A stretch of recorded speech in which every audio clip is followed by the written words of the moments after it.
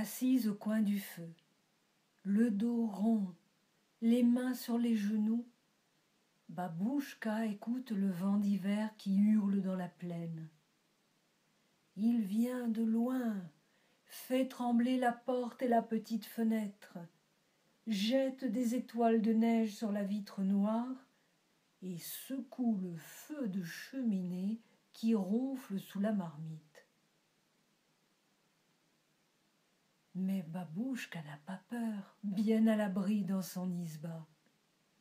À côté d'elle, il y a ses fidèles compagnons, son chien qui grogne de bien-être et sa chatte enroulée dans le sommeil. Enfin, presque. Soudain, ils bondissent. Quelqu'un frappe à la porte. En pleine nuit, de ce temps, qui est-ce? Un voyageur égaré, sans doute. Babouchka se lève, prend une chandelle et pousse le verrou. Dans la clarté dansante apparaissent 3 étrangers, grands et barbus. Ils sont richement vêtus et transis de froid.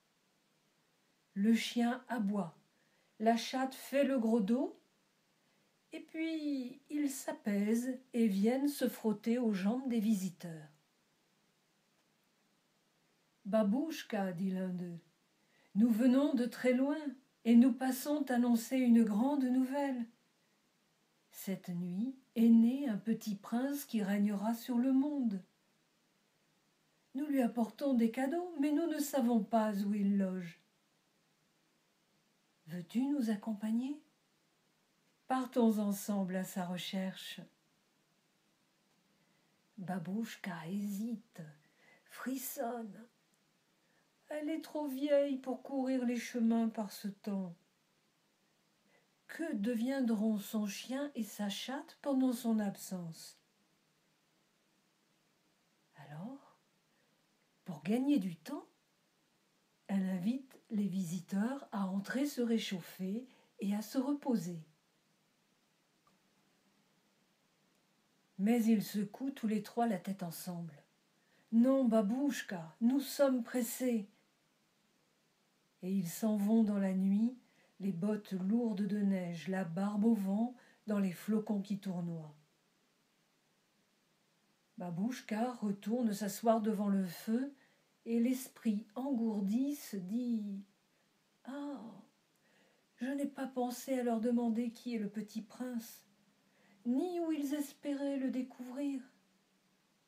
Quel dommage! Demain, je me lèverai tôt. Je partirai avec vous, mes amis, et nous les rattraperons. J'apporterai des cadeaux au petit prince. Justement, j'ai colorié des noix pour passer le temps. » Ce projet enchante Babouchka, qui s'assoupit sur sa chaise, un sourire de fête sur son visage ridé. Au premier rayon du soleil, Babouchka est déjà sur le sentier neigeux, un sac de noix colorié sur le dos. Le chien court devant elle, la queue en panache et le museau furteur. La chatte bondit dans la neige, la fourrure gonflée. Babouchka demande à ceux qu'elle croise où habite le petit prince. Mais personne ne le sait. Certains haussent les épaules, d'autres lui rient au nez, d'autres encore la croient folle. Mais c'est égal pour Babouchka. Elle poursuit son chemin, souriante, emboîtillant et bien accompagnée. La trace de leurs pas se perd en zigzag dans la campagne blanche. Ainsi, parfois, la nuit de Noël, quand une neige épaisse couvre prés et forêts, une très vieille femme passe de village en village. Son visage fripé est penché vers le sol. Elle tient un bâton à la main. Un chien et une chatte l'accompagnent. Tous les trois ont l'air fatigués. Ils sont transis. Elle entre dans les maisons à pas feutrés lorsque tout le monde dort, traverse des chambres obscures, se penche sur un lit où repose un enfant aux yeux clos, au souffle tranquille. Longtemps, elle contemple le tendre visage enfoui dans un oreiller.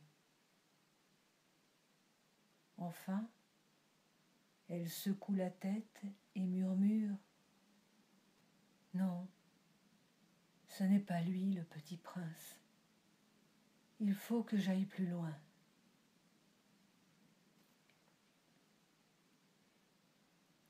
Et elle s'en va, légère, laissant dans la chambre un petit jouet et un parfum de gel et de citron.